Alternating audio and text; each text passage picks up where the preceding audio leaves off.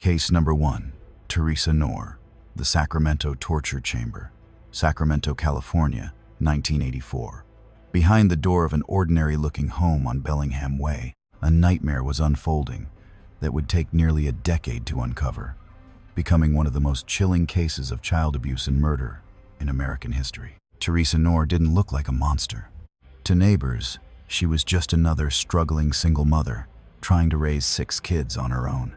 She was heavy-set, looked tired, and kept mostly to herself. Nobody suspected that inside her home, she was systematically torturing and murdering her own daughters, forcing her sons to help dispose of their bodies. This is the chilling story of a mother's paranoia, rage, and sadistic cruelty created a house of horrors her children couldn't escape, and how 2 young women paid the ultimate price for being born to the wrong mother. Theresa Cross was born in March of 1946 in San Bernardino, California. Her childhood was marked by instability and allegations of abuse. By the time she reached adulthood, she had developed a highly volatile personality, fueled by extreme jealousy, paranoia, and violent outbursts. She married young, giving birth to 6 children in rapid succession: Howard, Sheila, Suzanne, William, Robert, and Theresa. But Theresa Knorr was never cut out for motherhood.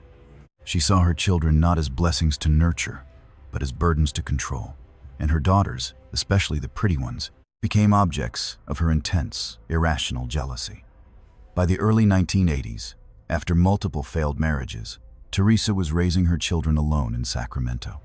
The family moved constantly, always to run-down houses in poor neighborhoods where screams wouldn't attract much attention. And there were screams, lots of them.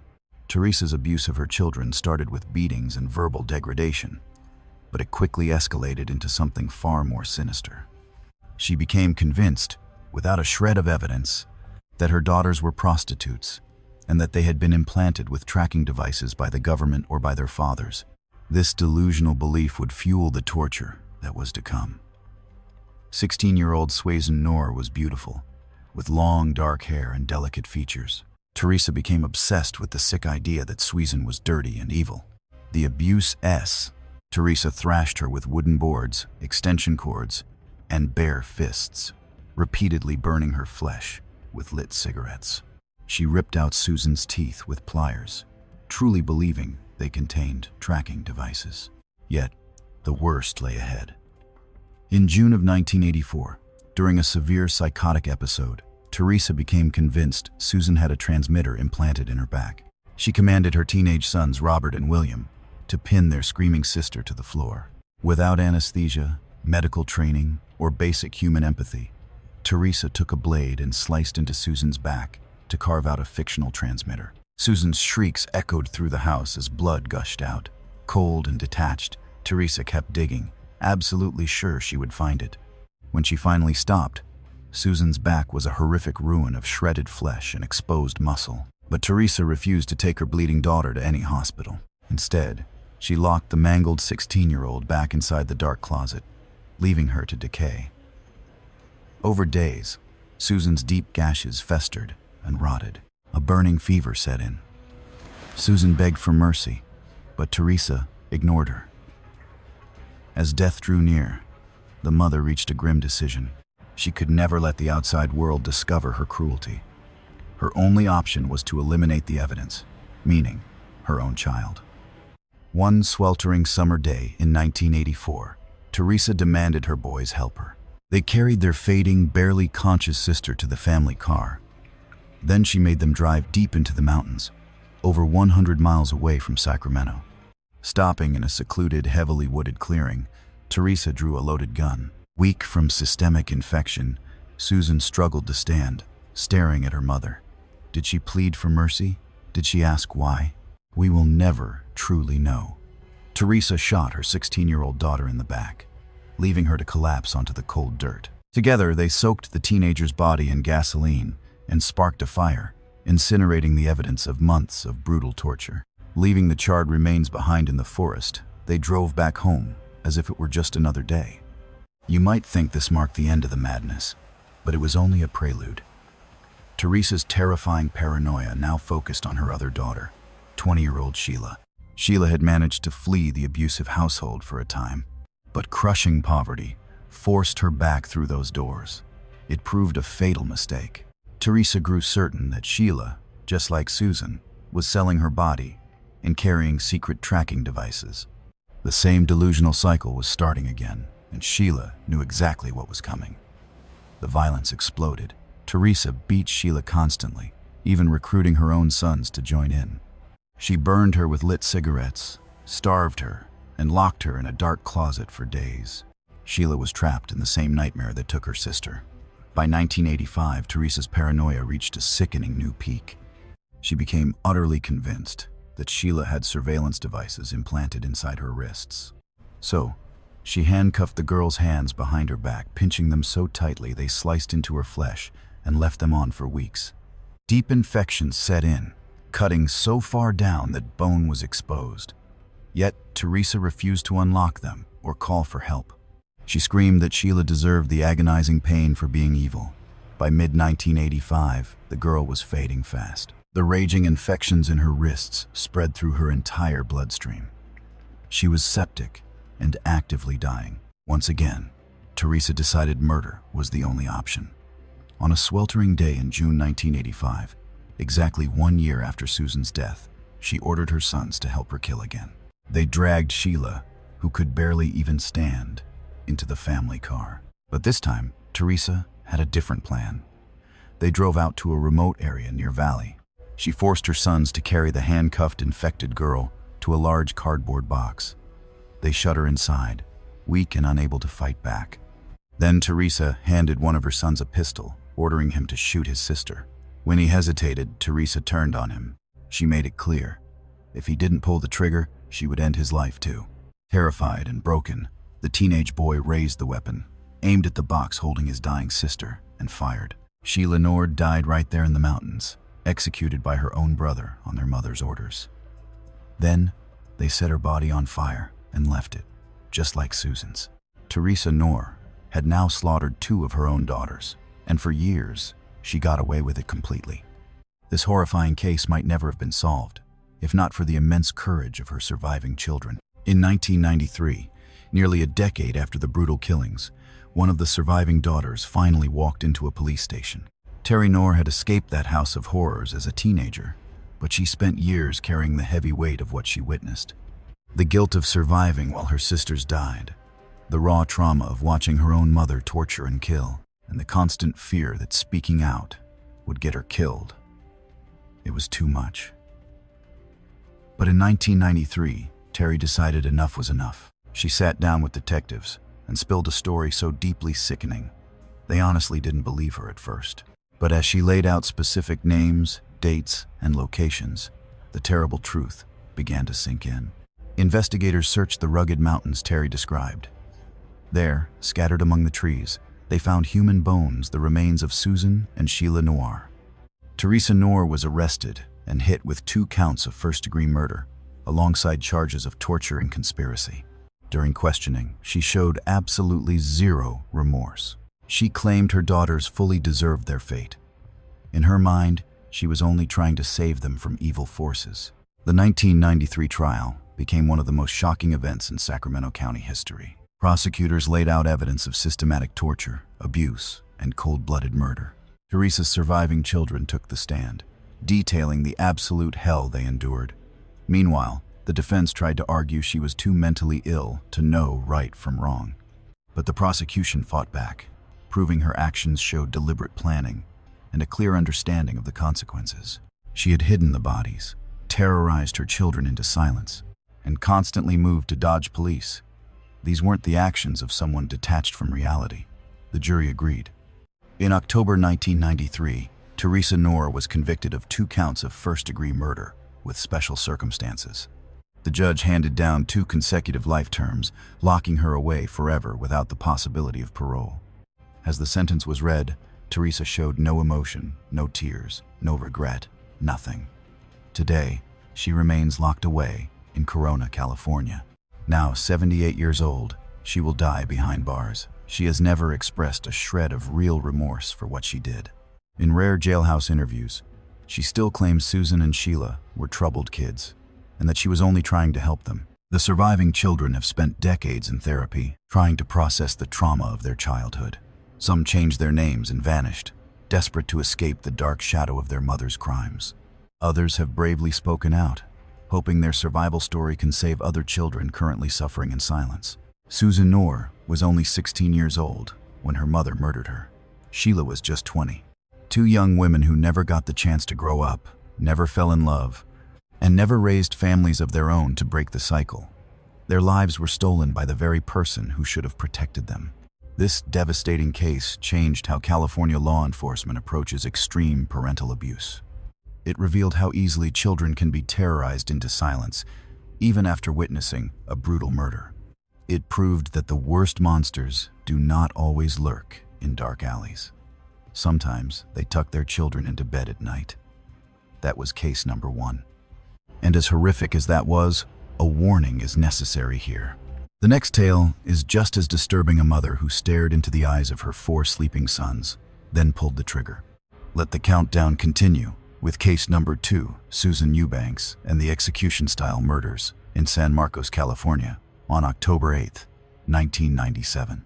It was a quiet Wednesday evening in a modest neighborhood where families settled in for dinner and children finished their homework. Inside a small apartment, 4 brothers were getting ready for bed. They had no idea these were their final moments, watched closely by their 33-year-old mother, Susan Eubanks. Earlier that day, she purchased a 9mm handgun and carefully loaded it. Now, as her boys drifted off to sleep, she made a decision that would shock the nation and cement her place among California's coldest killers. She was going to execute all 4 of her children. This is the story of Susan Eubanks, a mother who chose murder over responsibility. She valued bitter revenge over her children's lives. She showed such a total lack of maternal instinct that even hardened prosecutors struggled to understand her. She was born in 1964 in Louisiana. Her childhood was troubled and marked by instability, though nothing predicted the absolute horror she would later unleash. By her late teens, she was already pregnant with her first child. Over the next 15 years, she had 4 sons, 14-year-old Brandon, 7-year-old Austin, 6-year-old Bigham, and 4-year-old Matthew. But Susan was never a devoted parent. Volatile and self-centered, she repeatedly prioritized men over the basic needs of her children. By 1997, she faced a bitter breakup with her boyfriend and mounting financial pressures. Her response to these mounting problems was not to seek help or fight harder for her family. Instead, her response was to eliminate them. On the morning of October 8, 1997, she woke up and made a plan. She would later claim depression drove her to want death, but her cold actions told a far different story. This was no sudden fit of psychosis, but premeditated murder. She went to a San Diego gun store and bought a 9mm pistol. She filled out the paperwork, easily passed the background check, and walked out with a lethal weapon. She bought ammunition next, then drove back to her apartment in San Marcos. She spent that afternoon watching her children play, helping around the house, acting like any normal mother on any ordinary day. She cooked dinner for them, told them to get ready, and gently tucked them into bed.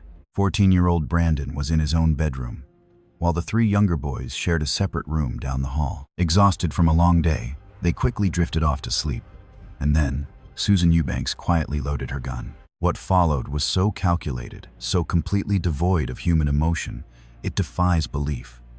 She crept into the bedroom where her 3 youngest slept. 7-year-old Austin, 6-year-old Bigham, and 4-year-old Matthew lay tucked in their beds, peaceful and entirely unaware. She stood over young Austin first, raised the weapon to his head, and slowly pulled the trigger. The deafening gunshot shattered the night. While Austin died instantly, his brothers woke up terrified, with absolutely no time to scream before she turned the gun on them. She shot 6-year-old Bigham through the head. Next, she shot 4-year-old Matthew, the baby of the family, executing him right where he slept. 3 boys, 3 bullets, 3 young lives extinguished in under a minute. But she was not done yet. Heading to Brandon's room.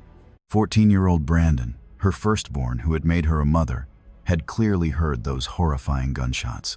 He knew something terrible was unfolding in the house. Did he hide? Did he beg? No one will ever know for certain. She raised the weapon one last time, shooting her teenage son. 14-year-old Brandon Eubanks died right there in his bedroom, murdered by his own mother. Having slaughtered all 4 of her sons, she did something that would later prove crucial to understanding her mind.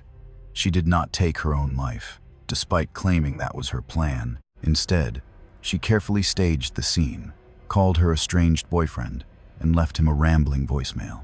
Then, she dialed emergency services to report her crimes, speaking in a flat, emotionless voice that deeply chilled the dispatcher on the line. Finally, she sat down and waited for the police. When San Diego County Sheriff's deputies arrived at the apartment, they discovered absolute carnage. 4 young boys, shot in the head, lifeless in their beds. And sitting calmly in the living room was their mother, showing no sign of distress, no tears, and absolutely no emotion. A deputy later testified that Susan seemed highly annoyed by all their questions, as if she had done something completely ordinary, unable to understand why everyone made such a massive deal. Susan Eubanks was arrested and charged with 4 counts of first-degree murder under special circumstances. Those circumstances were critical, making her eligible for the death penalty when the trial began in 1998, quickly becoming a highly watched case. The prosecution had a straightforward case. Susan Eubanks had, in cold blood, murdered her 4 completely defenseless children. She bought a gun for this exact purpose, waited until they were asleep and vulnerable, then executed them one by one. Her defense team claimed she suffered from deep depression, intending to end her own life after killing the boys to spare them a life without their mother. But that story quickly fell apart under scrutiny. If she truly wanted to die, we must ask why she did not turn the gun on herself. Why make phone calls and wait for police? Why show absolutely no remorse? Prosecutors argued this was never a mercy killing or a failed murder-suicide attempt. This was pure revenge against her ex-boyfriend, using her own children as weapons to destroy him. Loved ones testified that before the murders, Susan openly talked about making her ex-boyfriend pay, ensuring he would never forget what she did.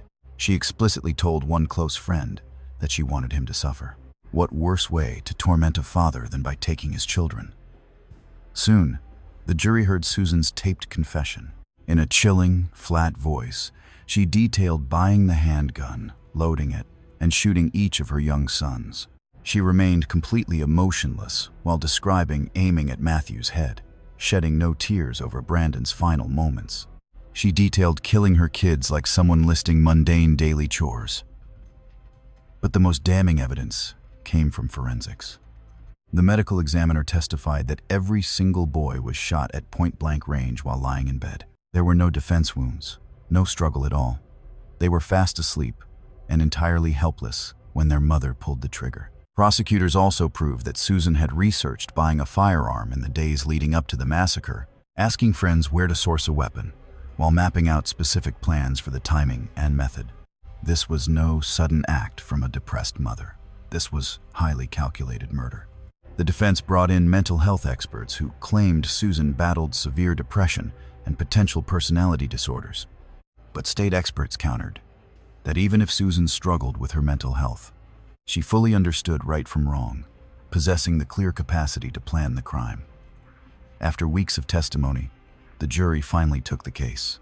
It took them less than a single day to find her guilty on all 4 counts of first-degree murder. The sentencing phase proved just as swift. The jurors had to choose between life without parole or the death penalty. They chose death.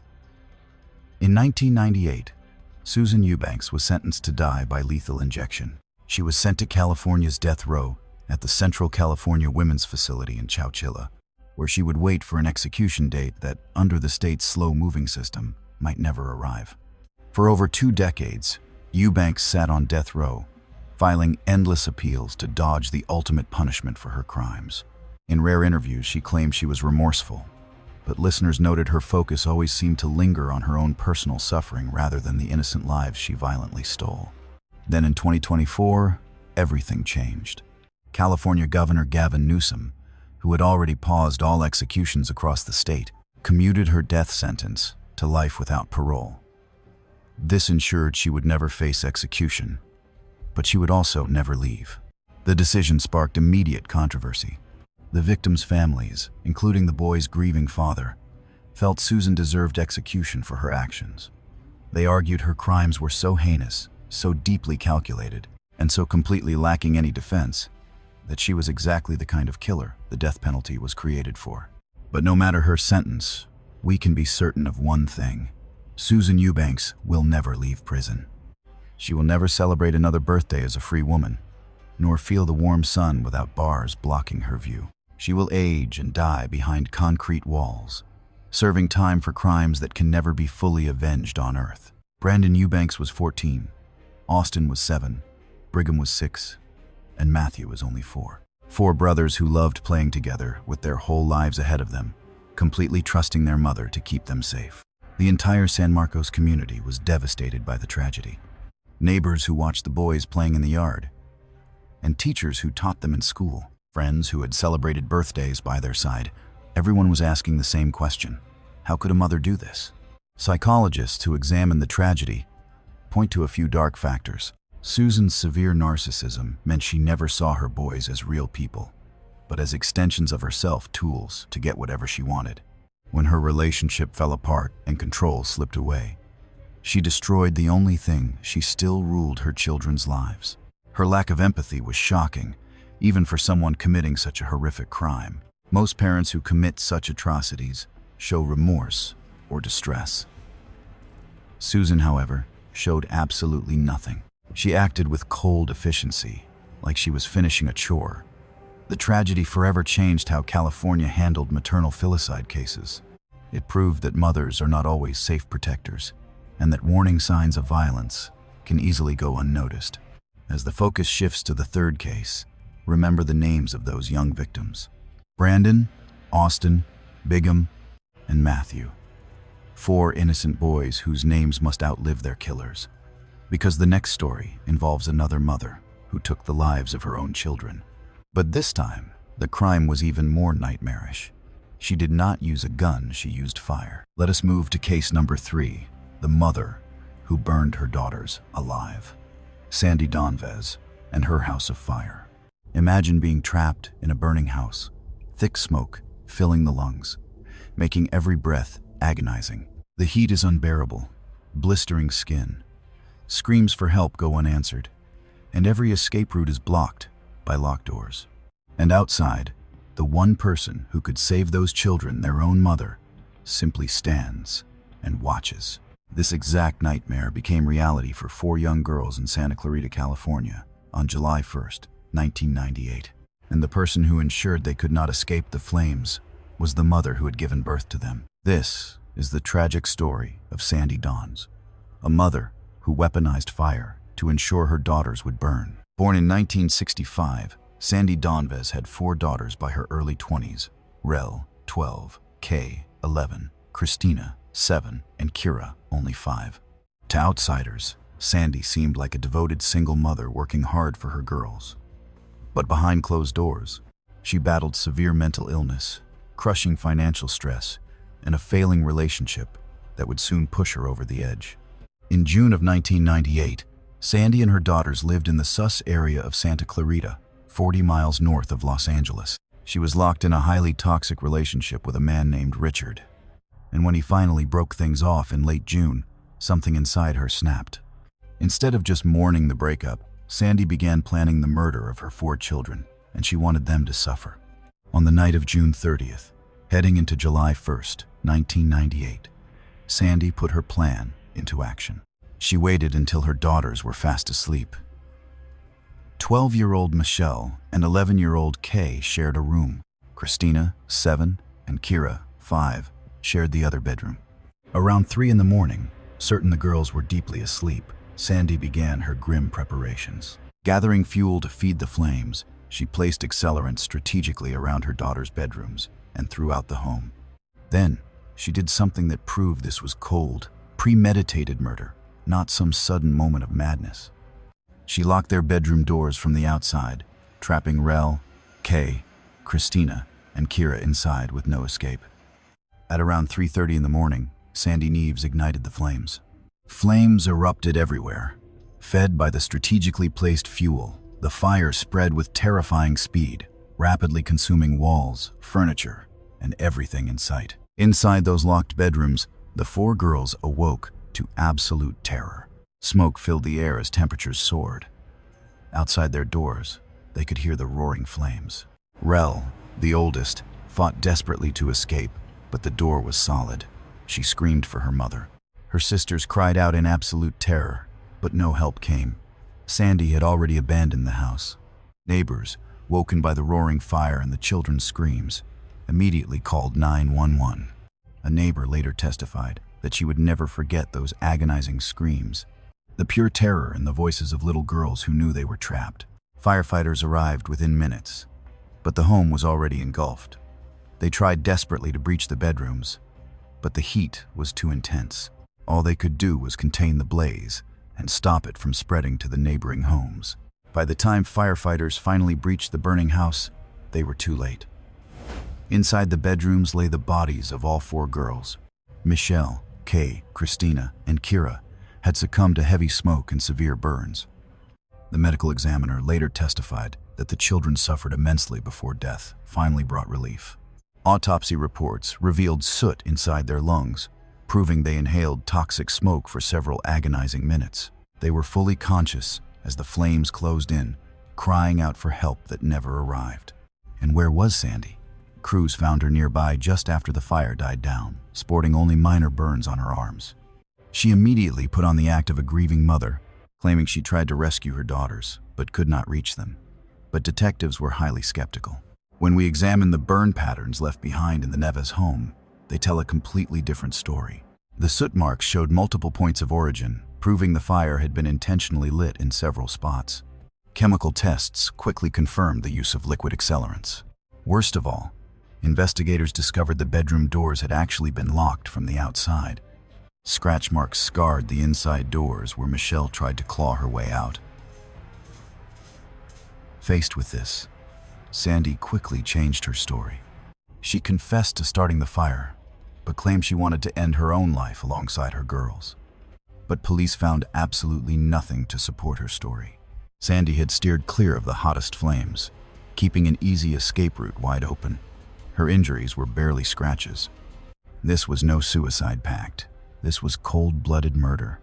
Detectives soon uncovered a motive. Friends testified she was furious over her breakup with Richard, hinting at a desire to hurt him. She even confessed to one friend that she wanted Richard to feel a lifetime of unforgettable pain. Months before the blaze, Sandy had quietly purchased massive life insurance policies on all 4 of her children. She called it normal family planning, but prosecutors pointed to it as cold, calculated preparation. Now, let's look at the charges. She faced 4 counts of first-degree murder enhanced by arson. Those special circumstances put the death penalty on the table. Her trial began in the year 2000, quickly becoming one of the most emotional cases in county history. Prosecutors presented heavy evidence of planning, from the insurance policies to the newly bought accelerants, the multiple starting points, those locked doors, and her own chilling words about wanting revenge. The defense team argued she was too mentally ill to ever form the actual intent to kill. Doctors took the stand, testifying she struggled with severe depression and borderline personality disorder. But prosecutors countered that she was functional enough to plan the murders carefully, purchase materials, wait for the right moment, and ensure her own escape. If she had any mental illness, it certainly did not stop her from executing a calculated plot. The most devastating stories came from neighbors and responders who heard the girls screaming inside but could do absolutely nothing. One firefighter wept openly on the stand while describing finding little Kira. She was only 5 years old, and she died in absolute terror and pain. After deliberating for several days, the jury finally reached a decision. Guilty on all 4 counts of first-degree murder. The sentencing phase proved to be just as brutal. Relatives shared heart-wrenching memories, showing pictures of the girls when they were still alive and happy, bursting with potential. Michelle dreamed of teaching, while Kay adored animals and wanted to be a veterinarian. Christina was artistic and creative, while young Kira was just starting school. Their own mother had destroyed every single one of those dreams. Ultimately, both jury and judge agreed on death. Sentenced in the year 2000, Sandy spent over 20 years on California's death row, filing endless appeals and pleading innocence. But in 2021, a major twist occurred. An appeals court tossed out her death sentence, pointing to errors during jury selection and sentencing. This did not mean she was free. Her guilt in the murders of her 4 children still stood, but it meant she would face a new sentencing hearing where death might no longer be an option. Today, we watch as Sandy Neves awaits her final resentencing. She will almost certainly face life without parole, destined to spend the rest of her days behind bars. She will never experience freedom again. She will never again feel the open air, without steel bars blocking her view. She is destined to grow old and die in a cell, just as she deserves. Rel Neves was 12 years old when she died. Kay was 11, Christina was 7, and little Kira was only 5. 4 beautiful girls who loved their mother, trusting her completely to keep them safe. They went to sleep that night, believing they would wake up the next morning, but they never got that chance. The Neves case sent shockwaves through California and beyond. It forced everyone to wonder how such pure evil could hide behind a mother's face. Neighbors claimed they had never seen anything unusual, while teachers reported the girls seemed perfectly normal and well cared for. There were no calls to Child Protective Services and no red flags to save them. That is the terrifying reality of cases like this. The monster rarely announces its arrival. Instead, it wears the mask of an ordinary parent in a quiet neighborhood, waiting for the day it destroys everything. The home where the girls perished was eventually torn down, leaving an empty lot that remains a permanent scar on the Santa Clarita area. Local residents claim they can still hear whispers from that horrific night, even though they know it is impossible. It is simply their minds refusing to let go. As we transition to our 4th case, a chilling pattern begins to emerge. These mothers did not simply snap in a fit of rage. They plotted, they waited, and they trapped their children before acting with a cold calculation that defies human understanding. Our next case follows that exact same terrifying pattern. A mother who avoided guns or fire, choosing something far more intimate, a weapon that forced her to look into her children's eyes as she stole their lives. She used a knife. Let's examine case number 4. Case number 4. Dora Buenrostro. The Mother's Day Massacre in San Jacinto, California, October 27, 1994. It was a bright autumn afternoon in this peaceful Riverside County neighborhood. Children were playing outside in their yards. Families were busy planning for Halloween. Life moved forward in the quiet, comfortable rhythm of suburban America. Inside a small apartment on the edge of town, 3 young siblings were spending the day with their mother.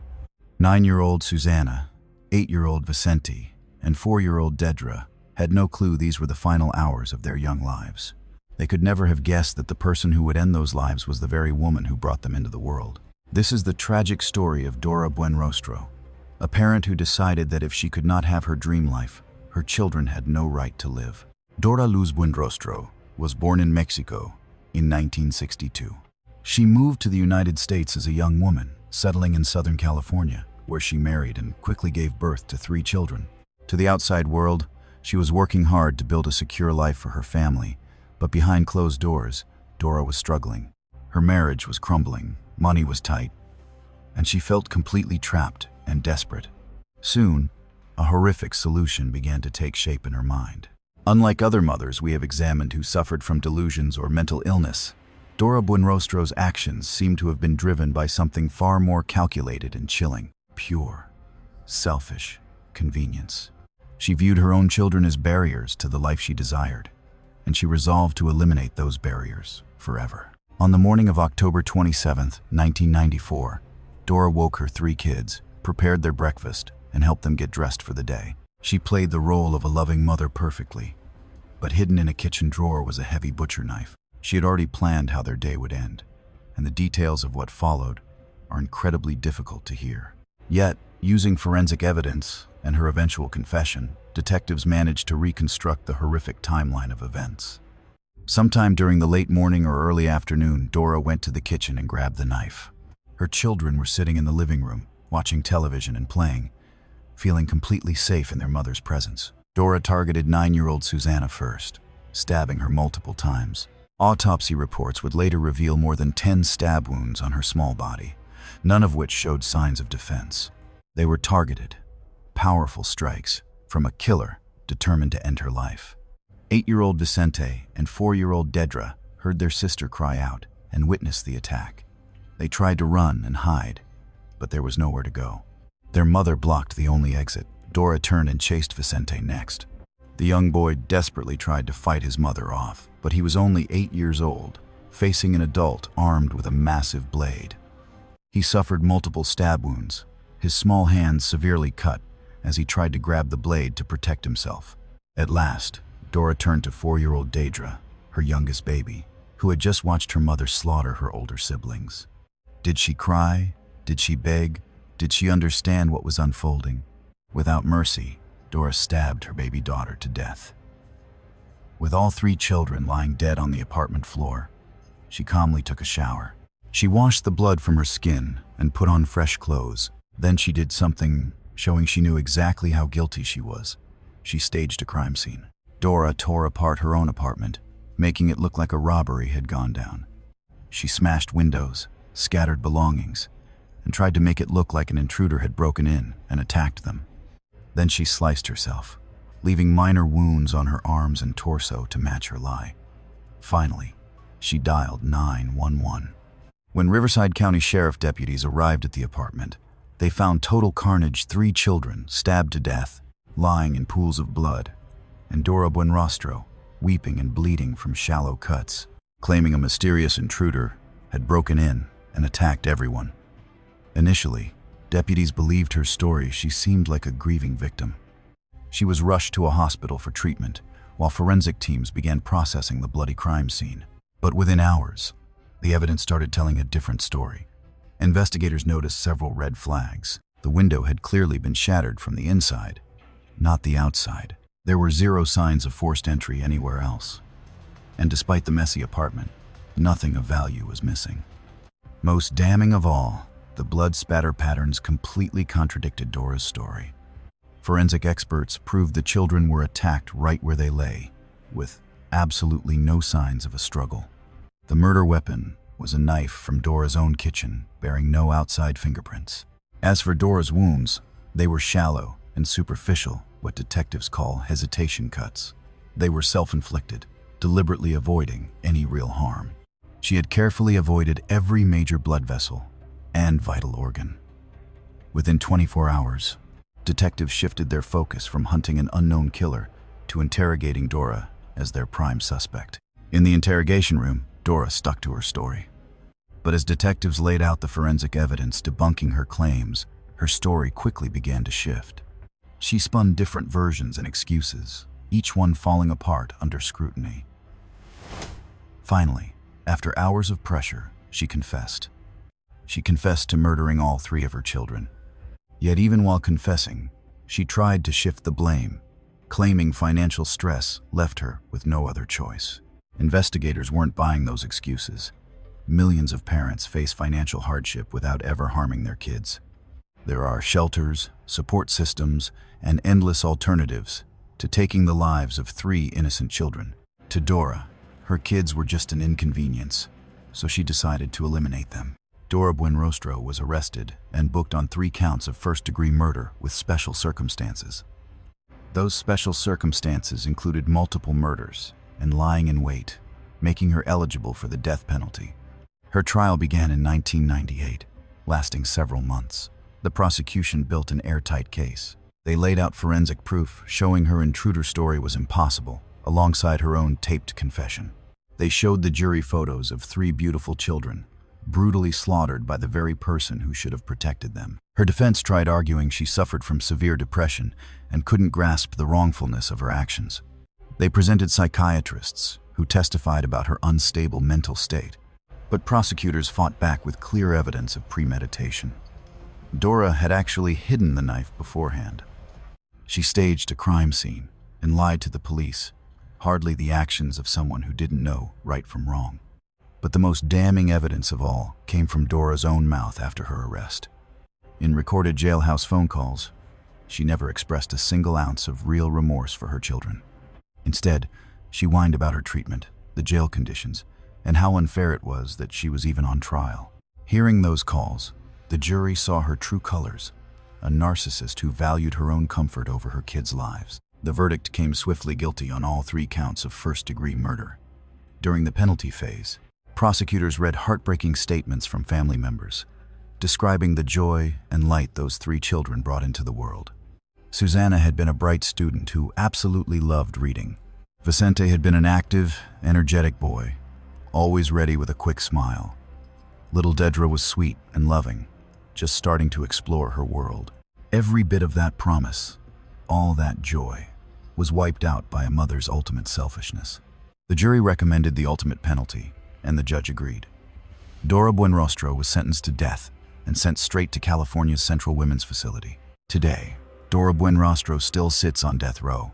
Like many other condemned inmates in the state, her sentence faces ongoing reviews amid changing laws and constant legal challenges. Whether she will ever face execution or have her sentence reduced to life without parole remains an open question. But one thing is absolutely certain: Dora Buenrostro will never taste freedom again. She will spend her remaining days locked away with other violent offenders, though few committed crimes quite as cold and calculated as her own. The San Jacinto community never forgot Susanna, Vicente, and Dedra. A roadside memorial grew near their apartment, piled high with teddy bears, flowers, and cards from heartbroken neighbors who mourned innocent children they had barely even met, but whose tragic loss shook them to the core. This tragedy forever changed how detectives handle cases where parents blame an outside intruder. The Buenrostro investigation is now taught in academy programs to show recruits how to spot staged crime scenes and conflicting victim statements. Susanna Buenrostro was only 9 years old. Vicente was 8, and Dedra was just 4. 3 innocent kids who deserved to grow up, go to school, and build lives of their own. They deserved a loving mother to protect them. Instead, they had a monster who treated them as completely disposable. Let's move on to our 5th case, where the nightmare continues. Our next mother also used water as a weapon, systematically drowning her 3 young sons while they begged for mercy. We begin case number 5. Case number 5, Socorro Caro and the bathtub drownings. Santa Rosa Valley, California, November 11th, 1999. It was a peaceful Thursday night in Ventura County. Families were relaxing after dinner. Kids were finishing homework, and everyone was getting ready for the holidays. Inside one quiet home, 3 young brothers were winding down for bed. Christopher, aged 11, Carlos, 8, and little Michael, who was only 5, had no clue that their mother had decided this would be their very last night alive. They never could have imagined the horrors waiting for them. This is the dark story of Socorro Caro, a mother who drew a warm bath and systematically murdered her 3 boys, holding them under the cold water as they fought desperately to survive. Socorro Coco Caro was born in Mexico, later moving to California where she raised 3 sons. To her neighbors, she looked like a loving parent, doing everything for her boys. But behind closed doors, Socorro was unraveling from a severe mental crisis that would trigger one of the most horrific crimes in local history. By late 1999, her marriage had completely collapsed. Separated from her husband, she was struggling to get by as a single parent. Friends and family later reported she had grown incredibly paranoid and unstable in the weeks leading up to the murders, obsessing over demons and saving her children from evil. But her plan was not salvation. It was cold-blooded murder. On the evening of November 11th, 1999, Socorro told her 3 boys it was bedtime, but they needed to bathe first. It was just a normal evening routine, something they had done hundreds of times before. The brothers had no reason to worry. After filling the tub, Socorro called 11-year-old Christopher inside. What happened next is incredibly difficult to hear, but we must face it to understand the full depth of this tragedy. Socorro forced Christopher into the tub. As the boy stared up at his mother in utter confusion, she shoved his head underwater and held him down. Christopher fought back. Of course he did. He was 11, big enough to struggle, and old enough to realize his own mother was killing him. His hands clawed at her arms. He thrashed wildly, splashing water all over the floor, but his mother was far too strong. She held him down until his desperate struggles weakened. His movements slowed, and Christopher finally went completely still. Her oldest child was dead, drowned by the very woman who gave him life. But Socorro was not finished yet. Next, she called 8-year-old Carlos inside. Did he see his brother floating in the water? Did he realize what was happening? The sheer terror in that little boy's heart is unimaginable. She forced Carlos into the tub right next to his brother and shoved his head underwater. Carlos fought back as well, desperately struggling for air, clawing to survive. But just like Christopher, he could not break free from his mother's grip. Sakuro held 8-year-old Carlos under the surface until he drowned, his small body going limp in the tub next to his brother's. 2 sons were gone, but Sakuro was not finished. 5-year-old Michael was the baby of the family. He was small, helpless, still just a little boy who relied on his mother for everything. When Sakuro called him to the bathroom, he followed willingly, trusting her completely. Instead, he was forced into the water with his 2 dead brothers. Imagine the sheer horror of that moment. A 5-year-old child seeing his brothers lifeless in the water, realizing what was coming for him. Then, Sakuro forced Michael's head under the water. The little boy fought back with all his strength, but he was only 5. His struggle ended quickly. Within minutes, Michael Caro had drowned, joining his brothers. After taking the lives of her 3 sons, Sakuro Carraro did something that would later prove crucial to evaluating her sanity and planning. She did not call for help, and she showed no remorse. Instead, she quietly walked out, leaving 3 lifeless bodies in the tub, and drove herself straight to the police station. At around 9:30 that evening, Sakura walked into the Camaro Police Department and calmly told the desk officer she had killed her children. She appeared quiet and entirely collected, showing absolutely no signs of panic or distress. It was as if she had finished some unpleasant household chore and was simply reporting it. Police officers rushed to Sakuro's home. What they discovered inside that bathroom would haunt them for the rest of their lives. 3 young brothers, all lifeless in the same bathtub, all victims of drowning at the hands of their own mother. An autopsy later confirmed that every single boy had died from drowning, and all had been alive when put into the water. They had drowned slowly and painfully, fully conscious of the horror unfolding around them. Sakuro Carraro was arrested and charged with 3 counts of first-degree murder under special circumstances. Investigators soon uncovered a complex picture of her deteriorating mental state before the tragedy. Sakuro had told several people she was hearing voices, instructing her to protect her kids from evil. She spoke of demons, convinced her young sons were in danger from terrifying supernatural forces. This triggered a massive legal battle over whether Sakuro was mentally competent to stand trial. Her defense lawyers argued she was too severely mentally ill to comprehend the legal proceedings against her. The prosecution countered that while Sakuro suffered from mental illness, she knew exactly what she was doing, and that it was wrong, proven by her choice to surrender to police immediately after. Following numerous psychological evaluations and hearings, Sakuro was ultimately ruled fit to stand trial. The trial began in the year 2000, quickly becoming one of the most heartbreaking cases in Ventura County history. Prosecutors presented evidence showing that even if Sakuro was battling deep delusions, she had actively planned the crimes, filling that bathtub with clear intent. She drowned each son one by one, proving she had moments to stop after the first or second child, yet chose to continue. Then, she quietly turned herself in, demonstrating she fully understood her actions would lead directly to an arrest. The defense insisted Sakuro was consumed by severe mental illness, pointing to untreated postpartum psychosis, deep depression, and possible schizophrenia. Experts testified that Sakuro truly believed she was rescuing her children from a fate far worse than death. But the prosecution fired back with force. Even if Sakuro believed she was helping, she knew holding them underwater would kill them. She knew society condemned her actions, and she knew she would face arrest, proving she understood right from wrong under the law. The jury deliberated for several days, forced to weigh heavy questions of insanity, intent, and criminal guilt. Finally, they returned a verdict, guilty on 3 counts of first-degree murder with special circumstances. The sentencing phase proved just as brutal. The state argued her crimes were so horrific that only the death penalty was fit. 3 boys slowly drowned by their own mother. The defense pleaded for life without parole, pointing to her mental illness as mitigation, but the jury recommended death. In the year 2000, Sakuro was sentenced to death and sent to California's death row. Today, Sakuraro remains on death row at the Central California Women's Facility.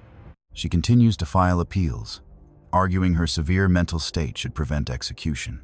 Whether she will face death or a commuted sentence remains entirely uncertain. But no matter the final outcome of those appeals, Socorro Caro will never walk free. She will spend the rest of her days behind bars, locked away from society, never able to hurt anyone again. The house where the boys died was later sold to an unsuspecting family. The bathtub, where those 3 young lives ended, was ripped out and replaced. But the people who loved Christopher, Carlos, and Michael never forgot. Christopher was 11, a high-energy kid about to start middle school. Carlos was 8, a bright student who loved soccer and dreamed of turning pro one day.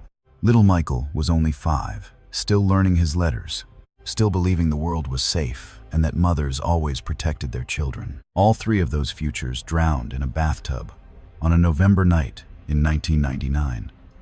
The Socorro Caro case exposed the complicated line between mental illness and criminal guilt.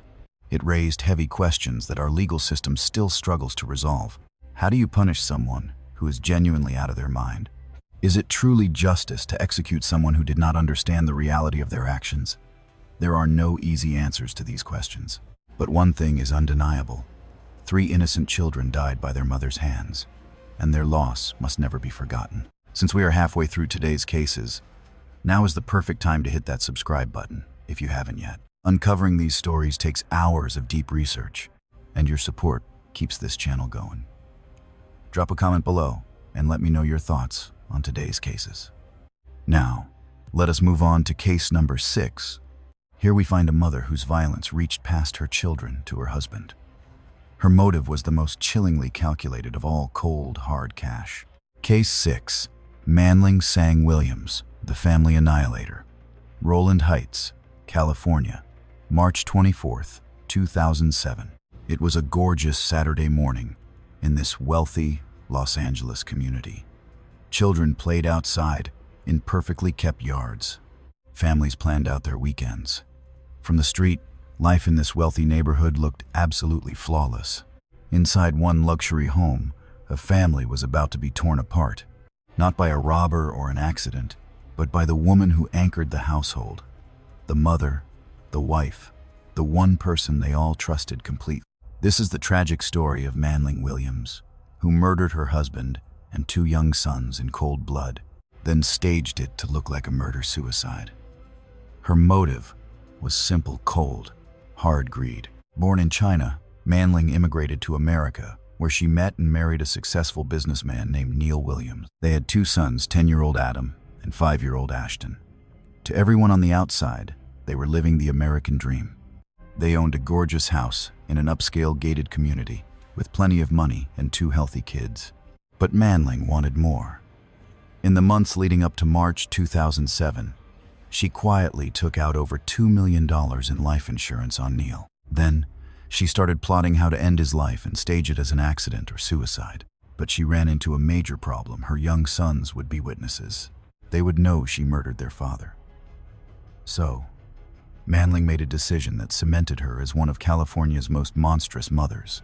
She would murder her own boys, too. On the morning of March 24th, 2007, she executed her plan. She chose fire as her weapon, just like Sandy Neves in our 3rd case, but with one major difference. Manling wanted the police to believe her husband killed their boys before taking his own life. While Neil and the boys slept, Manling grabbed gasoline from the garage. She splashed it all over the house, especially around the bedrooms. Then she soaked her sleeping husband and sons with fuel right in their beds. Suddenly, Neil woke up. He caught the sharp scent of gas and realized what was happening. Forensic evidence later showed a violent struggle. Neil fought desperately to stop his wife and protect his boys. But Manling was relentless. During the fight, she bashed Neil over the head with a heavy object, knocking him out cold. Then she struck a match. Fueled by the gasoline, the fire quickly swallowed the entire house. 10-year-old Adam and 5-year-old Ashton woke up to a terrifying wall of smoke and heat. They tried to run, but the fire blocked their path. Neighbors heard terrified screams and dialed 911. Firefighters arrived within minutes, but the house was already completely engulfed in flames. Inside, crews found Neil and the 2 young boys, either dead or dying from intense smoke and burns. But where was Manling? She had slipped outside, claiming she only suffered minor cuts and bruises. She immediately played the part of the heartbroken widow, crying to paramedics that she tried to save her family but couldn't reach them.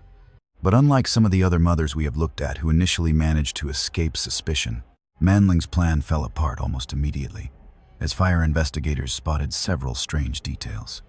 Unusual burn patterns showed the blaze was intentionally set using chemicals in several different spots.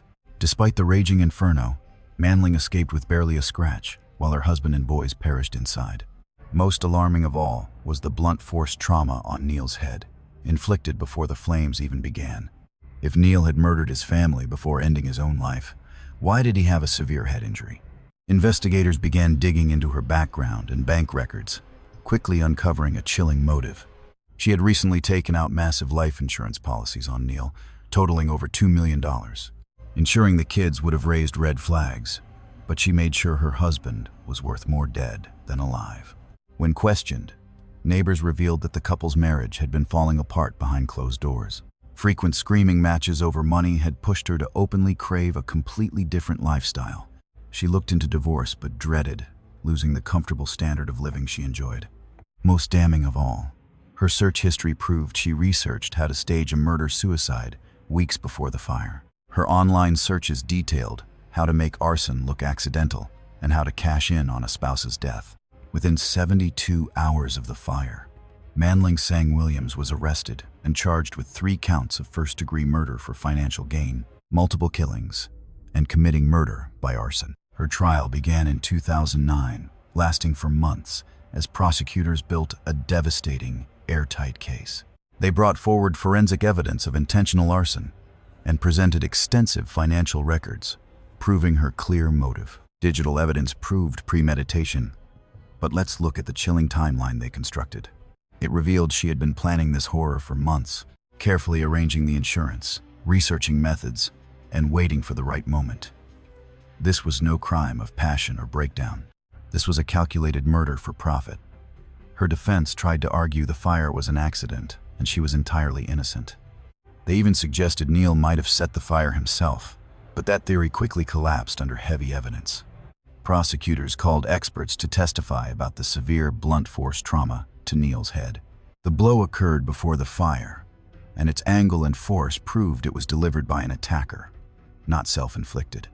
Next, they presented damning testimony about her behavior following the fire. Though she played the grieving widow in public, secret jailhouse recordings revealed her true, cold nature. She whined about the jail food, obsessed over her appearance, and even plotted how to access Neil's bank accounts.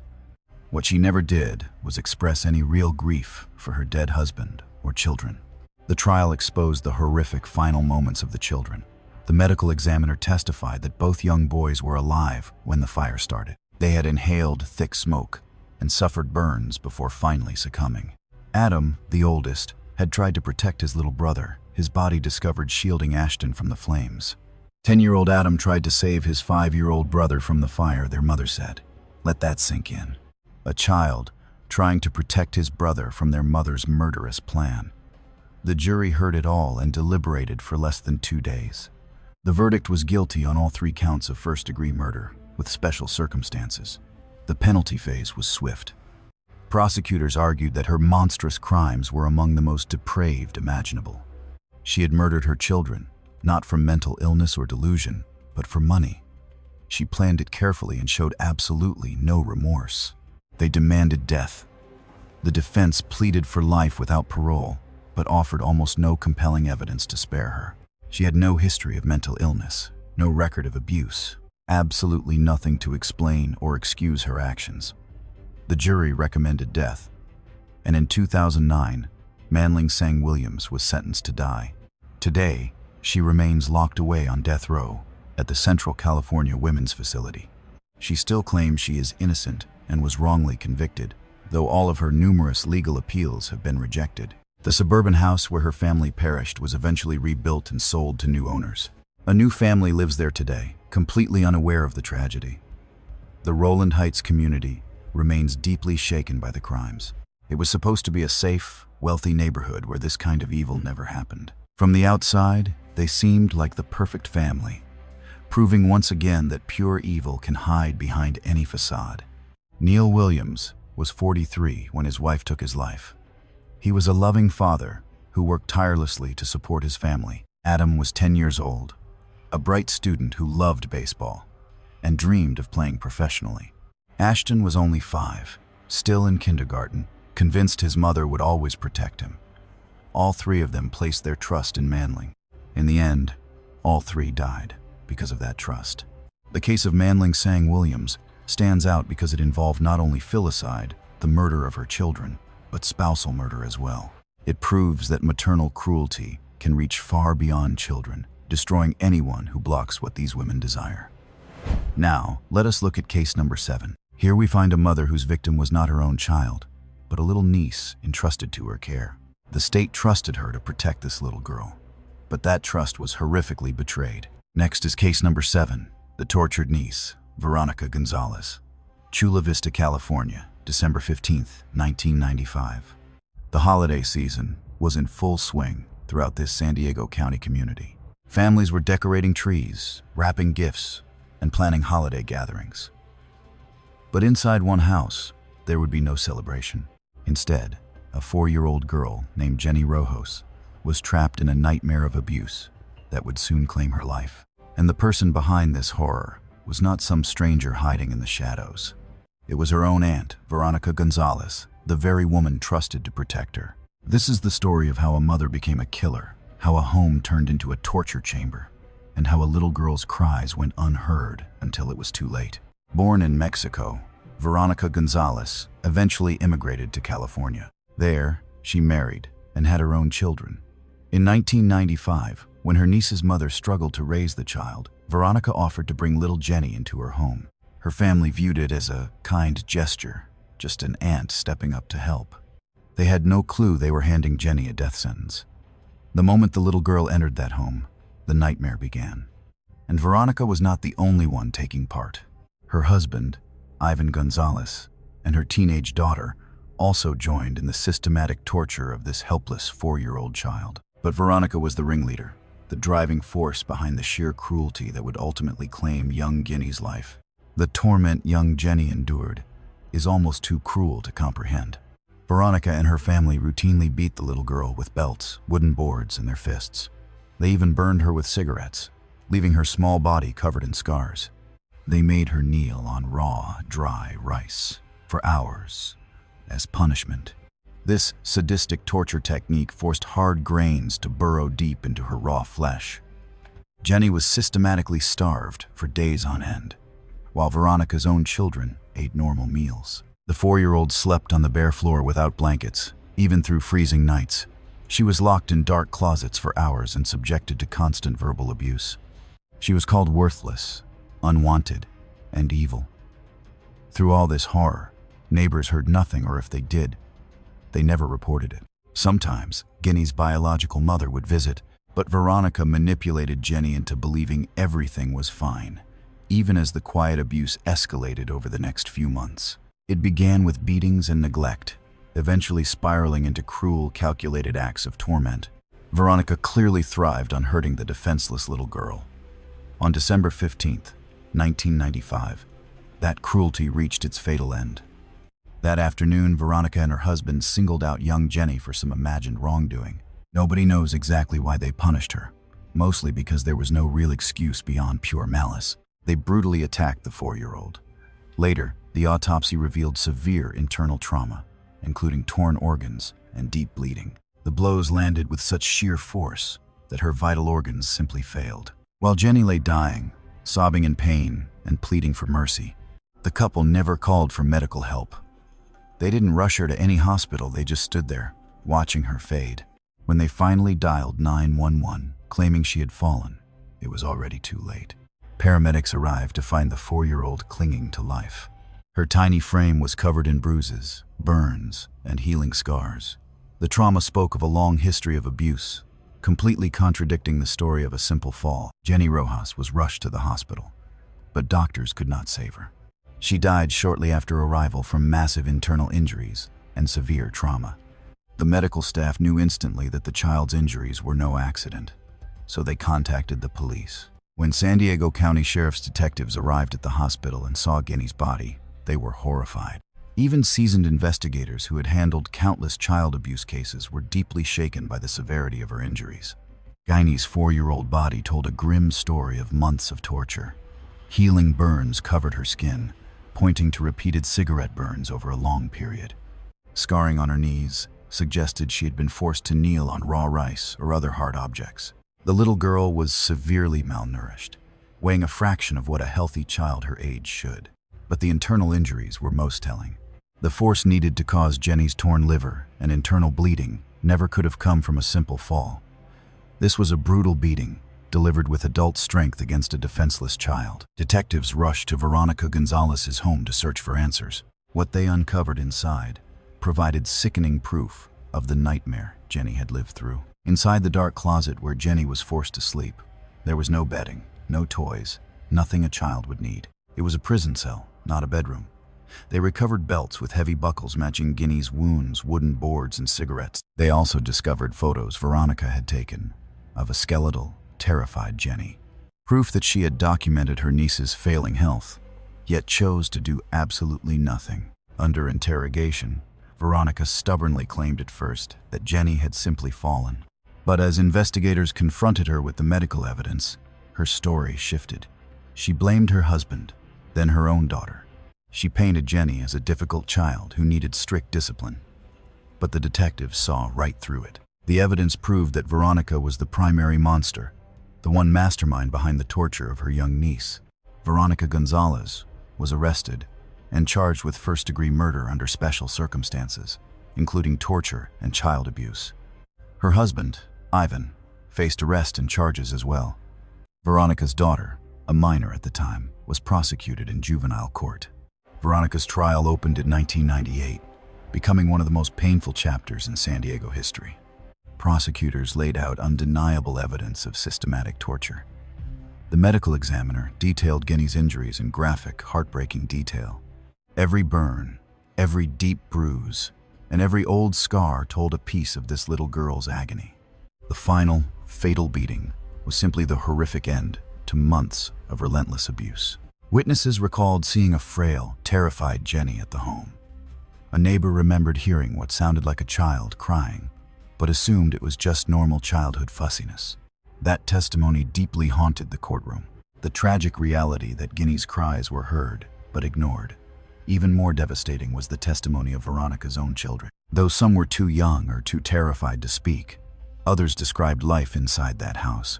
They confirmed that Jenny was cruelly singled out, while the other children were treated normally. They recalled watching their mother beat Jenny, burn her with cigarettes, and starve her. Defense lawyers argued that Veronica never intended to kill Jenny, claiming the fatal beating was just discipline gone too far.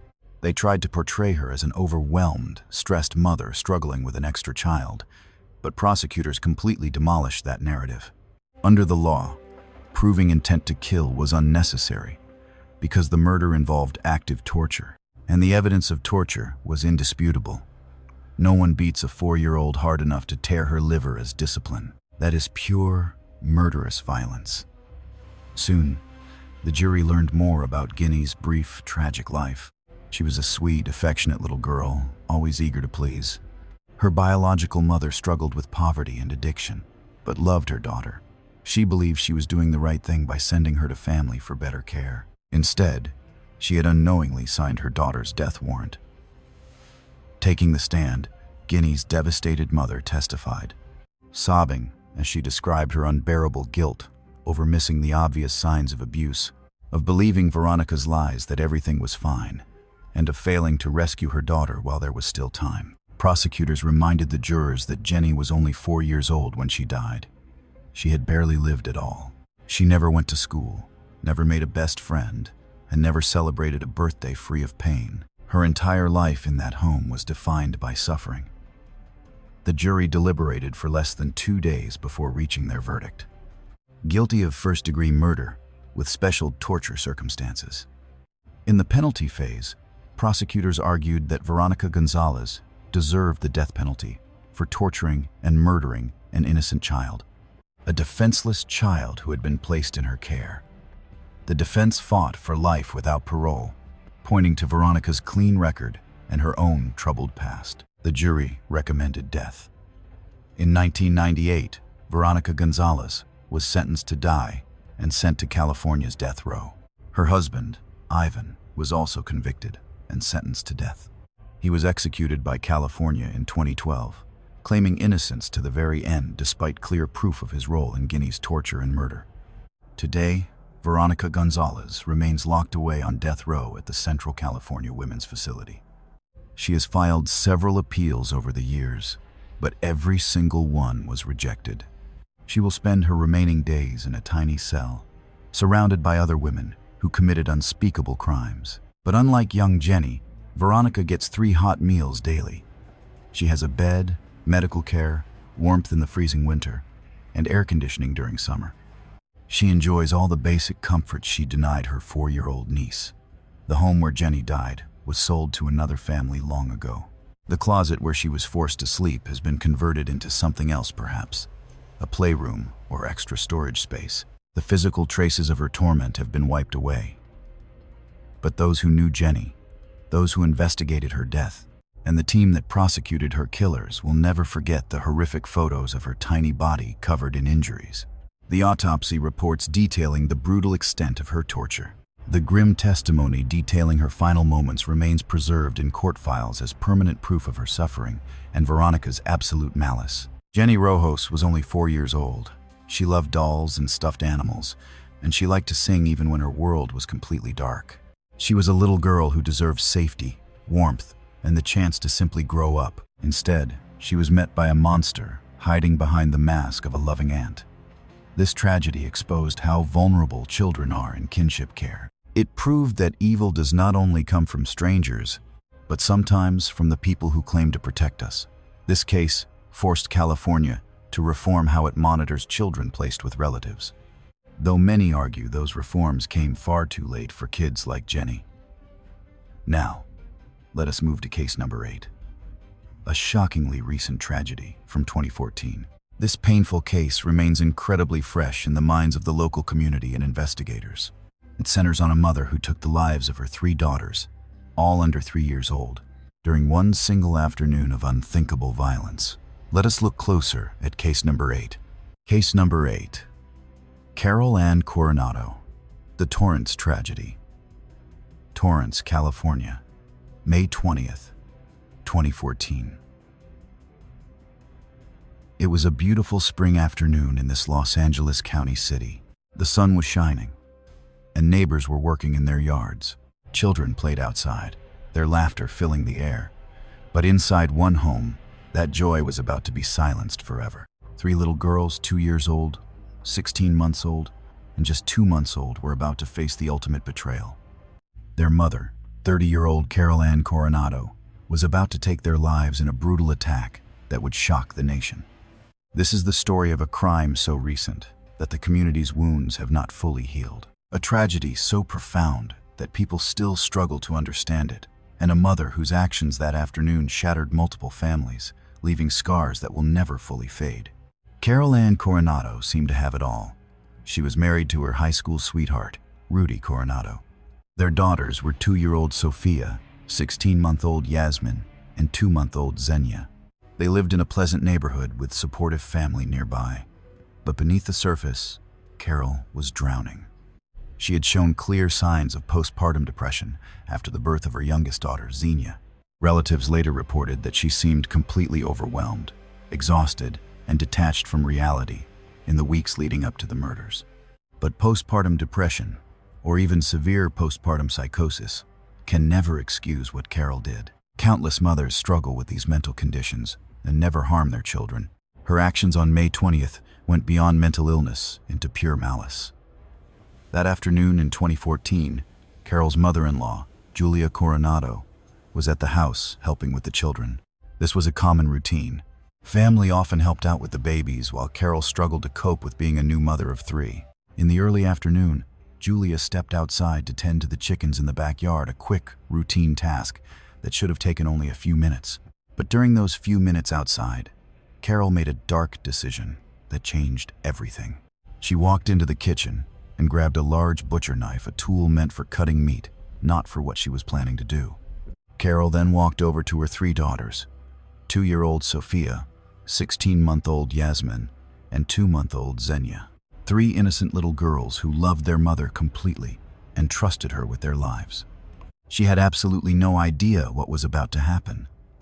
The events that followed are almost too horrific to describe, but the truth must be told. Carol suddenly lunged at her young daughters with a knife, stabbing them repeatedly. The medical examiner later revealed that each child suffered multiple deep wounds to their chests, necks, and heads. 2-year-old Sophia, the eldest, tried to escape. Investigators later found evidence of her desperate struggle, including tiny, bloody handprints smeared on the walls as she tried to flee her mother. But the child was only 2 years old. She had absolutely nowhere left to hide. 16-month-old Yasmin and 2-month-old Xenia never stood a chance. They were simply too young, too small, and completely defenseless against the attack. Within moments, all 3 little girls lay dead or dying, their tiny bodies covered in brutal wounds, and their blood soaking the very carpet where they had been playing just minutes earlier. Carol's mother-in-law, Julia, finished her chores outside with the chickens and stepped back into the house. What she walked into would haunt her forever. There on the floor lay her 3 granddaughters, covered in blood, clearly dead or dying. Beside them stood Carol, drenched in blood and gripping the knife, staring ahead in a blank trance. Julia screamed in absolute terror. She immediately dialed 911, weeping hysterically as she tried to explain the nightmare. The dispatchers could barely make out her words, but they understood enough. 3 children stabbed, a mother holding a weapon. Los Angeles County Sheriff's deputies and paramedics raced to the home within minutes. They stepped into a scene that even veteran first responders would call the absolute worst they had ever witnessed. 3 young girls, all under 3 years old, each suffering from multiple stab wounds, were already dead. Carol Coronado, still clutching the blood-stained knife, offered no resistance as deputies disarmed her and pulled her hands behind her back in cuffs. The investigation into the basic facts of the tragedy was remarkably straightforward. There was no doubt that Carol had killed her 3 daughters. She was caught red-handed with the weapon. Her prints were on the blade. Her clothes were stained with her daughter's blood. But the haunting question on everyone's mind was simply why. What could possibly drive a mother to take the lives of her own young daughters? The answer, or at least a glimpse of one, emerged from psychiatric evaluations. Multiple mental health experts evaluated Carol and agreed she was suffering from severe postpartum psychosis at the exact moment of the killings. Postpartum psychosis is a rare and highly dangerous mental illness that can strike shortly after giving birth. Those afflicted may suffer intense delusions, terrifying hallucinations, paranoia, and severely broken judgment. In extreme cases, it drives mothers to harm themselves or even their children. Defense attorneys would later argue that Carol was completely lost in this psychosis when she killed her 3 girls, that she had no real grasp of her actions, and that she truly believed her daughters were in danger and could only be saved through death. But the prosecution countered that even if she was psychotic, the evidence proved she still understood her actions were wrong. After committing the acts, she never once called for help. She simply waited, as if fully aware of the consequences she now faced. Carol Coronado was officially charged with 3 counts of first-degree murder. When the case went to trial in 2015, it ignited fierce national debates around postpartum mental illness, maternal responsibility, and the thin line between psychiatric disease and criminal guilt. The prosecutors laid out a simple, stark case. Carol had consciously picked up a knife, targeted her 3 helpless daughters, and taken their lives. The sheer number of wounds, and the fact that she attacked each daughter individually, proved this was not a sudden impulse, but a sustained, deliberate assault. They conceded she was troubled, but argued she still understood right from wrong. She had selected a deadly weapon and used it with enough force to kill. She never turned the blade on herself, showing she retained some level of self-control. The defense brought in medical experts who detailed how Carol's mental state plummeted in the weeks following Xenia's birth, noting she had stopped sleeping entirely. She had spoken of bizarre religious visions and claimed she needed to protect her daughters from a wicked world. Her family testified that while they noticed shifts in her mood, they never imagined the danger was this severe. Looking back, the warning signs were clear. but nobody recognized them as a prelude to unimaginable violence. The most devastating testimony came from Rudy Coronado, Carol's grieving husband, who was also the father of the 3 victims. He painted a picture of the loving, devoted mother Carol had been before the postpartum illness took over. He walked the jury through, arriving home that day to find his family destroyed.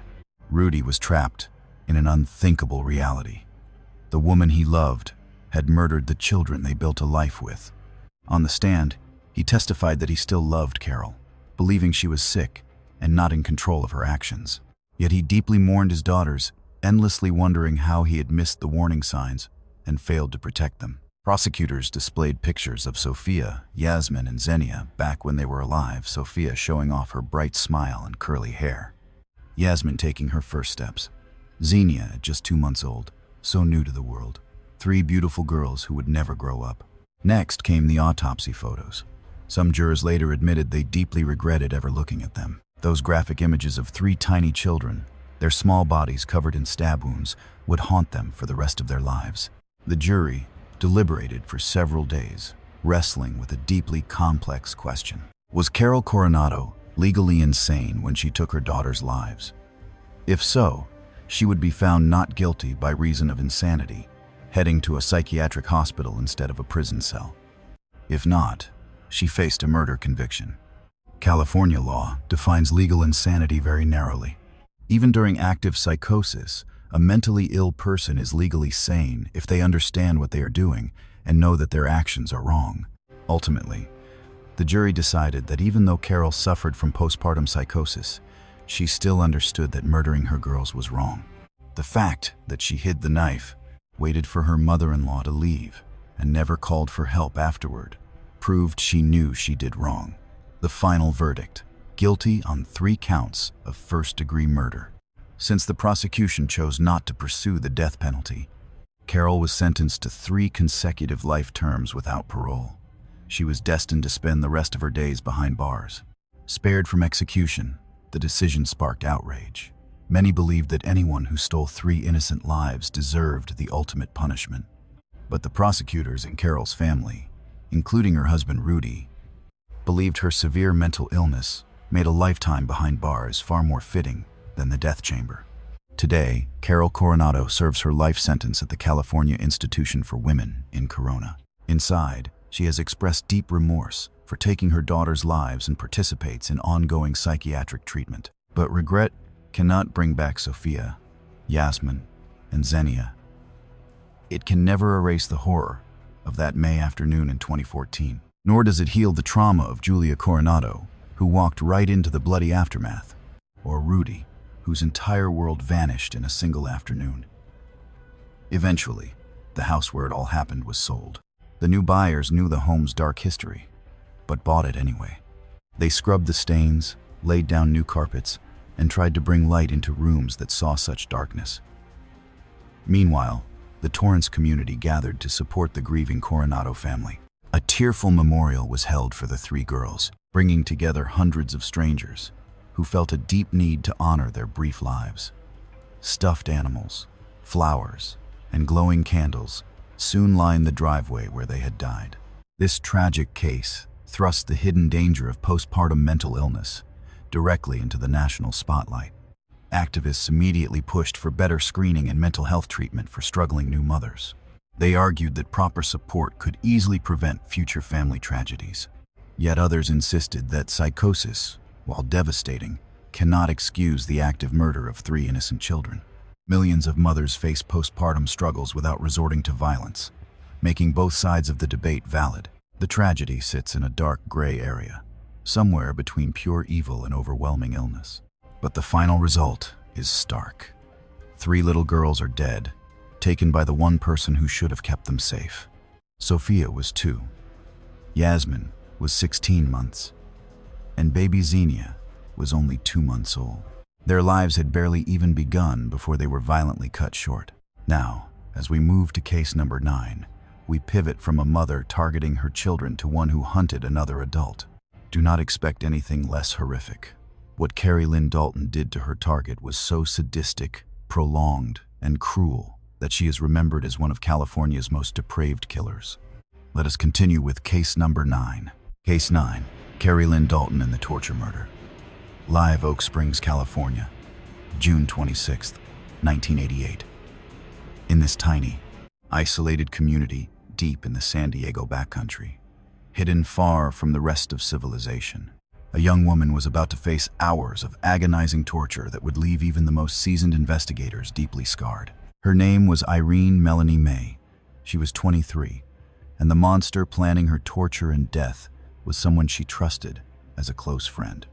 Carrie Lynn Dalton, a mother who proved that having children is no guarantee of human decency. Today, we are examining one of the most brutal crimes in San Diego County history. A crime so sadistic it defies comprehension, committed by a woman who showed no more empathy for her victim than she would for a common insect.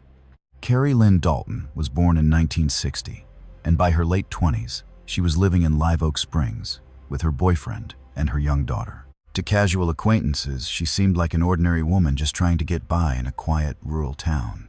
But Carrie hid a dark side. She was manipulative, controlling, and capable of explosive violence the moment she felt crossed or challenged. In June of 1988, Carrie became convinced that her friend Irene had stolen money from her. Whether this was actually true or just Carrie's paranoid delusion has never been definitively proven. What is certain is that Carrie decided Irene deserved a severe, brutal punishment. On June 26, 1988, Carrie lured Irene to a remote area to talk things out. But she had no intention of talking. She had gathered a group of people, including her boyfriend, to help her carry out her revenge. What followed was 18 hours of systematic, brutal torture that ultimately ended in Irene's death. The details of what was done to Irene May are horrific, but we must examine them to understand the full depth of Carrie's depravity. They beat Irene repeatedly with fists, feet, and heavy objects, leaving her face so severely damaged that she was barely recognizable. They slashed her with knives, leaving dozens of deep wounds all over her body. Cigarette burns covered much of her skin.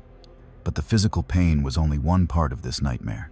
Carrie and her accomplices also subjected Irene to psychological torture, taunting her, telling her she would die, and forcing her to beg for her life. Throughout the entire ordeal, Carrie acted as the ringleader. Court witnesses later described how she was energized by the violence, clearly taking pleasure in Irene's immense pain. She ordered the others to hurt Irene, then jumped in herself to inflict even more pain. At some point during those 18 hours, Carrie decided Irene had to die, but she refused to make it quick or merciful.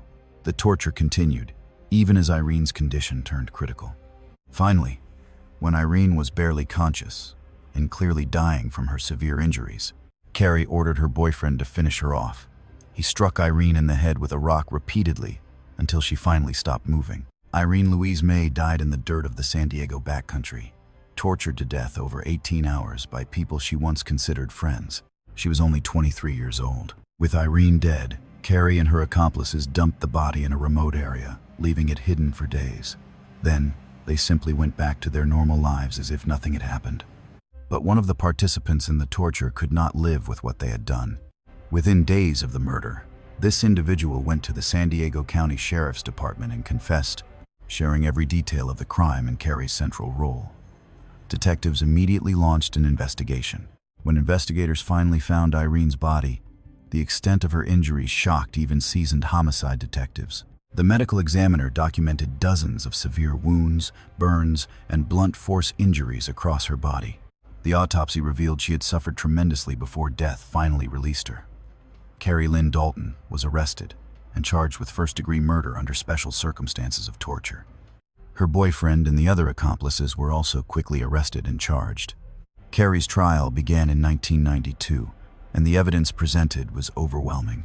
Multiple witnesses testified about the torture session, detailing Carrie's active participation and leadership role. They described her laughing as Irene screamed, showing absolutely no mercy, even when the young woman begged for her life. Prosecutors presented damning forensic evidence that detailed the sheer scale and severity of Irene's injuries.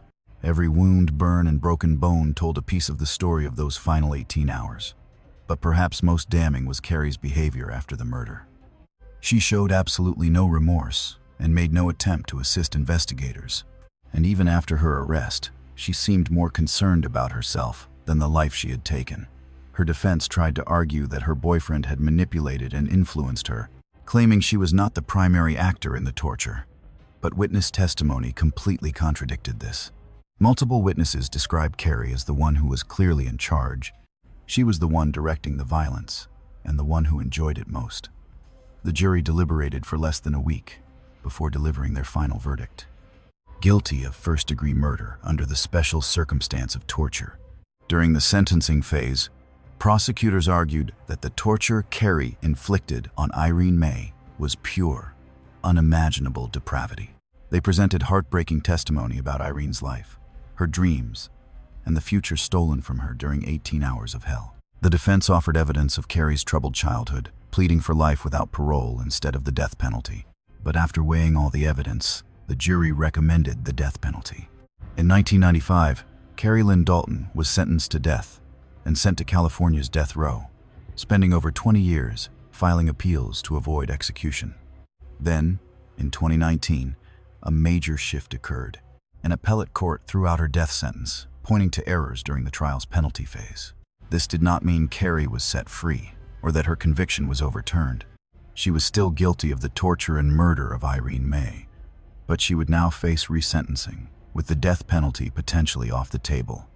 Today, Carrie Lynn Dalton remains locked up at the Central California Women's Facility, still waiting for her new sentence. She will almost certainly receive a sentence of life without parole, meaning she will spend her remaining days locked in a prison cell. Irene Louise May was only 23 when her life was taken. She was a daughter, a friend, a young woman with a bright future ahead. She deserved the chance to grow old, fall in love, and chase her dreams. Instead, she endured 18 hours of torture so gruesome that the details are almost too painful to repeat. Terrified and in agonizing pain, she died at the hands of a person she trusted. This case is part of our story, not because Irene was Carrie's child, but because Carrie herself was a mother who had given birth to a daughter. She had created life and held her own newborn baby in her arms, yet she was still capable of torturing another human being to death over 18 agonizing hours. This shows that motherhood does not automatically bring compassion or goodness. Carrie Dalton had maternal instincts for her own child, but showed absolutely no humanity toward Irene May. It also highlights how cruelty can thrive in isolated areas where there are fewer witnesses and very little oversight. Live Oak Springs is a quiet, remote community where neighbors generally mind their own business. Irene's screams during the torture likely went unheard by anyone except her captors. With no one to call for help or intervene, her fate was sealed. For our final case, number 10, let us return to where we began. She was a mother whose crimes went far beyond simple murder, unleashing a calculated rampage that terrorized Southern California. Her dark path made her the very first woman sentenced to death row in California's modern era. This mother abandoned her own baby to embark on a brutal killing spree with her boyfriend, leaving several young women dead. Let us finish with case number 10. This is Cynthia Kaufman, the interstate killer. In November 1986, throughout Southern California, young women went about their normal lives, working jobs, running errands, and chasing their dreams. They had no idea a pair of predators was hunting them, a man and woman teaming up to kidnap, torture, and kill. The man was James Gregory Marlowe, a violent psychopath who hated women, but he did not work alone. His partner was the woman who helped him target victims, lure them to their deaths, and discard their bodies. Her name was Cynthia Lynn Kaufman, a mother who left her child behind to join this deadly rampage. This is the dark tale of California's first woman sentenced to death in the modern era. She proved that female killers can be just as ruthless and calculating as any man. Her name was Cynthia Lynn Kaufman, born in 1962 in St. Louis, Missouri. Her childhood was filled with chaos and dysfunction, but nothing suggested the absolute monster she would eventually turn into. By her early 20s, Cynthia became a mother herself, giving birth to a baby boy. Yet motherhood brought her no real purpose or stability. Instead, it was simply an obligation she wanted to escape. In 1986, Cynthia was drifting through Fresno, California, working random jobs to get by. Then, a chance meeting with James Marlowe at a bar changed everything. Marlowe was dangerous and charismatic, drawing Cynthia in when she should have run. He had a brutal criminal past and made no secret of his deep hatred for women. He constantly fantasized about kidnapping, raping, and killing young women. To anyone else, these red flags meant running far away. To Cynthia, they were the spark for a twisted romance. Just weeks after meeting him, Cynthia made a dark choice that sealed her own fate and doomed several innocent victims. She abandoned her toddler son with relatives and ran off with Marlo, embarking on a deadly crime spree across the Southwest. Their first known target was Karina Del Novis, a 20-year-old newlywed living in Redlands, California. Karina had recently married her soulmate, working at a dry cleaner's to pay the bills while her husband finished his education. On November 2nd, 1986, Cynthia and Marlo walked into the dry cleaning shop where Karina worked. They had not come for dry cleaning. They were there to hunt. With Cynthia playing the friendly customer to lower Karina's guard, they easily lured the young woman away from the shop. Once she was isolated, the true horror began. They forced Karina into their car and drove her to a remote desert. There, Marlo sexually assaulted her while Cynthia watched and actively helped. Karina was then strangled with her own shoelaces and abandoned. Her body would not be found for weeks. By then, the couple had already claimed another victim. 11 days later, on November 13th, they struck again. Their target was 21-year-old Lionel Murray, a college student who was newly engaged to her high school sweetheart. Linnell was full of life, studying business, planning her wedding, and dreaming about the future. She was snatched from a parking lot in Huntington Beach, right in Orange County. Witnesses later reported a couple approaching her, with the female suspect talking. Linnell likely felt safe seeing another woman. She had no idea she was walking into a trap. Just like Karina, she was taken to the desert, assaulted, and strangled. Her body was later found in Big Tujunga Canyon in Los Angeles County. Left in the brush like discarded trash, but as we will see, they weren't finished. The third victim was 20-year-old Sandra Bailey. On November 20th, she was working at an Arizona convenience store when they walked in. Once again, Cynthia played her part, acting sweet and harmless, while Marlo blocked any chance of escape. Sandra was kidnapped, assaulted, and murdered, her body dumped near the California-Arizona border. 3 women dead in less than 3 weeks, and this monstrous couple showed no signs of stopping. Their fourth and final victim was 30-year-old Laura Heddick, a devoted mother. Laura was working at a shop in Thousand Palms, working hard to support her kids, when the couple walked in on November 30th. Laura was abducted, assaulted, and strangled. They dumped her body in the desert near Blay, California. Back home, a young child waited for a mother who would never walk through the door again. 4 women, 4 lives completely destroyed, and families shattered in less than a month. Through it all, Cynthia was an active, eager partner. Police departments across Southern California and Arizona worked desperately to track down the killers. A terrifying pattern emerged. Young women working retail or service jobs were being hunted, snatched, and killed. But who was behind the terror? The big break came in December of 1986, when police pulled them over in Kentucky. Something about them made the officer suspicious. A search of their car quickly uncovered evidence linking them to the California murders. Soon, both were extradited to California to face trial. As investigators dug deeper, the true horror of Cynthia's involvement came to light. This was not a case of a woman being forced or controlled by a dominant partner. While that defense often works in court, Cynthia was a completely equal partner in these brutal crimes. Witnesses testified that Cynthia helped pick the victims, actively selecting attractive young women who fit Marlo's sick desires. She was always the one to approach them, disarming them with a friendly smile so they felt safe around the couple. She helped kidnap the women, physically holding them down to make sure they could not escape. Even worse, evidence suggested Cynthia participated in at least one strangulation, directly helping to take a young woman's life. Forensic reports showed that some of the victims were held down by more than one person as they died. But the most damning evidence came from the letters Cynthia wrote to Marlo from behind bars. She wrote about her love for him, calling their deadly spree adventures and happily reminiscing about their time on the road. Not once did she show any real remorse for the lives stolen or the families they left shattered. Cynthia's trial began in 1989 in San Bernardino. The prosecution laid out a methodical, devastating case. They showed physical evidence linking Cynthia and Marlo to all 4 murders. Witnesses took the stand, swearing they saw the couple with the victims shortly before they vanished. The jury heard jailhouse phone calls where Cynthia showed zero remorse, only continuing to declare her devotion to Marlo. Her love letters were read aloud, full of devotion but completely empty of any mention of the 4 women they killed. Her defense attorneys tried to argue that Cynthia was under Marlo's complete psychological control. They claimed she was a victim too, manipulated into committing crimes she never would have done alone. The defense laid out her troubled childhood, arguing that her low self-esteem left her wide open to Marlo's toxic influence. But the state tore that defense apart. Prosecutors pointed out how Cynthia gladly abandoned her baby to hit the road with Marlo, even helping him choose their targets. She had shown real creativity in dreaming up traps to lure women, and the evidence proved she personally helped commit at least 1 murder. This was no brainwashed victim.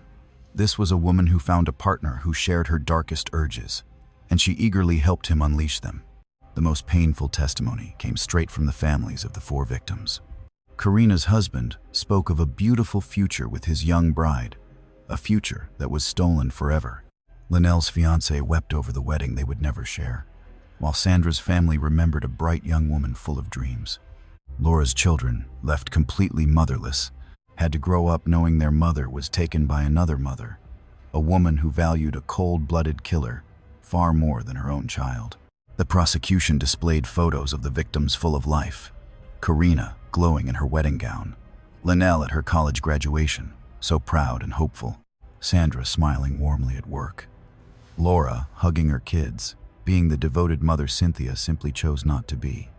Then came the horrific crime scene photos, showing what Cynthia and Marlo had actually done to them. The contrast was gut-wrenching. Beautiful, promising young women reduced to discarded bodies in the desert dust. Stolen lives, erased futures. The jury absorbed every detail and finally saw the real Cynthia Kaufman. She was no helpless victim acting under duress. She was an active, willing partner in sadistic torture and murder. A woman who had looked at her options and actively chosen evil. The jury did not take long. Guilty on all counts of first-degree murder with special circumstances, including multiple homicides and murder committed during kidnapping and rape. Those special circumstances put the death penalty squarely on the table. During the sentencing phase, prosecutors fought hard for her execution, reminding everyone that she helped take the lives of 4 innocent women. She showed absolutely zero remorse, even continuing to declare her love for her killer partner after her arrest. She remained a constant threat to society. Her attorneys begged for a life sentence, pointing to her past and arguing that executing a woman was nothing but pure revenge. But the jury recommended death. In 1990, a San Bernardino County judge sentenced Cynthia Lynn Kaufman to death by lethal injection. She was the very first woman condemned to die in California since the state brought back capital punishment in 1977. Cynthia was moved to California's female death row at the Central California Women's Facility in Chihuahua, waiting for an execution that in California's painfully slow system might never actually happen. Her partner, James Gregory Marlo, was also tried, convicted, and sentenced to die. Unlike Cynthia, whose sentence was put on hold by the state's moratorium on executions, Marlo actually faced execution on February 25, 1997. He was the first inmate executed by the state in 32 years. Right up to his death, Marlo insisted that Cynthia was a fully equal partner in those horrific crimes, that she was never his victim, but an enthusiastic accomplice. His very last words declared that she was just as guilty as him. Today, Cynthia Kaufman is still sitting on California's death row. Now 62 years old, she has spent over 3 decades waiting for a fate that might never arrive. California's system is completely frozen, with 0 executions since 2006 and a governor-imposed moratorium since 2019. Over the years, she has filed countless legal appeals, blaming bad lawyers and claiming she truly was brainwashed by Marlo. But every single appeal has been rejected. The courts constantly rule that she was an eager accomplice to murder, making her conviction and sentence entirely fair. Her son, the little boy she abandoned to join Marlo's murderous rampage, is now a grown man. He has chosen a life of quiet privacy, never speaking publicly about the horrific crimes of his mother. It is hard to imagine the heavy burden of knowing your own mother chose a serial killer over you, and then helped him murder 4 women. The families of those 4 young women have carried the pain of their loss for nearly 40 years. Some have spoken out about their deep need to see her executed, believing only capital punishment fits her horrific crimes. Others find no real comfort in her execution, wanting only the peace of knowing she will never walk free. Karina Del Navas was just 20 years old, a bright young newlywed with her entire life ahead of her. Lil Murray was 21, a college student planning her wedding and future career. Sandra K. Bailey was 20, working to build a life. Laura Heddick was 30, a mother providing for her children. All 4 of these women deserved to grow old. They deserve to chase dreams, raise families, and experience the joy that makes life worth living. Instead, they met terror and agony at the hands of Cynthia Kaufman and James Marlowe. They died in the desert, alone and terrified. Their names should be remembered long after Cynthia Kaufman is forgotten. They were victims, but also daughters, fiancées, wives, mothers, and friends. They were human beings with immense value that Cynthia chose to destroy. This case shattered the myth that women are incapable of the same horrific violence as men. It proved gender does not dictate the capacity for evil, showing motherhood does not guarantee empathy or basic decency. Cynthia had given birth to a child. She knew what creating life felt like. Yet, she actively helped steal the lives of 4 women, including a fellow mother. That cold detachment, that ability to compartmentalize and dehumanize, makes her horrific crimes uniquely chilling. This brings us to the end of our journey through California's darkest criminal history. 10 cases, 10 mothers, 23 victims whose lives were stolen by the very women who should have protected them, or by a mother who showed absolutely no humanity. Let us remember their names one last time. In Case 1, Susan and Sheila, tortured and murdered by their mother Theresa. In Case 2, Brandon, Austin, Brigham, and Matthew Eubanks, executed in their beds by their mother, Susan. In Case 3, Michelle, Kay, Christina, and Kieran Neves, burned alive by their mother, Sandy. In Case 4, Susana, Vicente, and Deidre Buenrostro, stabbed to death by their mother, Dora. From Case 5, Christopher, Carlos, and Michael Caro, drowned in a tub by their mother, Socorro. In Case 6, Neil Williams and his sons, Adam and Ashton, murdered for insurance money by Manling. In Case 7, Jenny Rojas, tortured to death by her Aunt Veronica, who should have cared for her. In Case 8, Sophia Yasmin and Xenia Coronado, stabbed by their mother, Carol. In Case 9, Irene May was tortured for 18 hours by Carrie Dalton. In Case 10, Karina Navas, Linnell Murray, Sandra Bailey, and Laura Heddick, murdered by Cynthia Kaufman and her boyfriend. 23 names, 23 lives, 23 shattered futures, 23 families left with holes that can never be filled. These tragedies force us to confront uncomfortable truths. They show us that evil rarely announces itself. It hides behind a mother's smile, a suburban home, and a facade of normalcy. They teach us the greatest danger to a child is not always a stranger, but sometimes those closest to them. These cases also remind us that mental illness, though a factor in some crimes, is never an excuse. Millions struggle daily with depression, psychosis, and severe mental health challenges. Yet the vast majority never harm anyone. These 10 women made choices, conscious choices to inflict horrific pain, choices to steal lives that can never be undone. Yet these cases also reveal a different side. They showcase the tireless dedication of investigators who fought to bring these women to justice. They show the incredible courage of surviving children who testified against their abusers, and the communities that united to support grieving families. They show a legal system that, despite its deep flaws, ultimately held these women accountable. Every single one of these 10 women will spend the rest of their days behind bars. Some sit on death row, though California executions are paused. Others are serving life without the possibility of parole. But they all share one fate. They will never walk free again, or have the chance to harm another innocent soul. But that is not true justice. True justice would mean those 23 victims are still alive, living the lives they deserved. But it is accountability. And in cases this dark, accountability is the closest we can get to justice.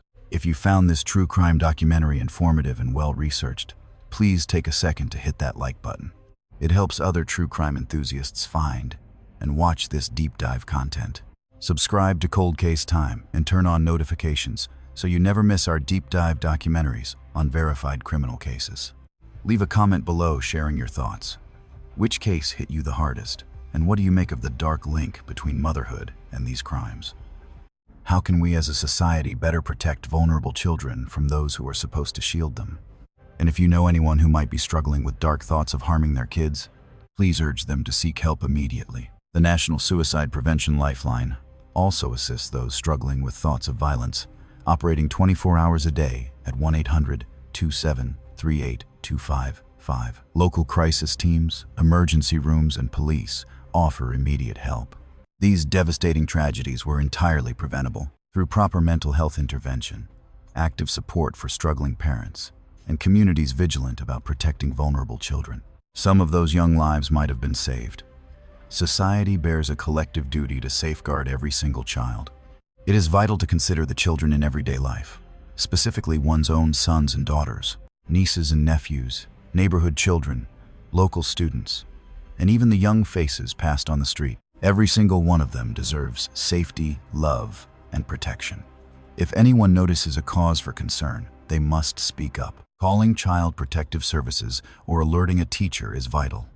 No one should ever assume another person will act. Somewhere right now, a child suffering from abuse desperately needs someone to notice, someone to care, and someone to save them. These 10 tragic cases represent 10 failures to protect vulnerable children before it was too late. Society must learn from these failures, do better, and ensure that no more children end up on lists like this. Cold Case Time continues to deliver thoroughly researched and verified accounts of real criminal history. The documentary team appreciates those who watch this difficult but important presentation. These stories absolutely needed to be told. These young victims deserve to be remembered, and these lessons must be taken to heart. Feeling unsettled after watching this content is normal. These cases are disturbing because they should be. Personal well-being is essential. Reaching out to a professional is encouraged if needed.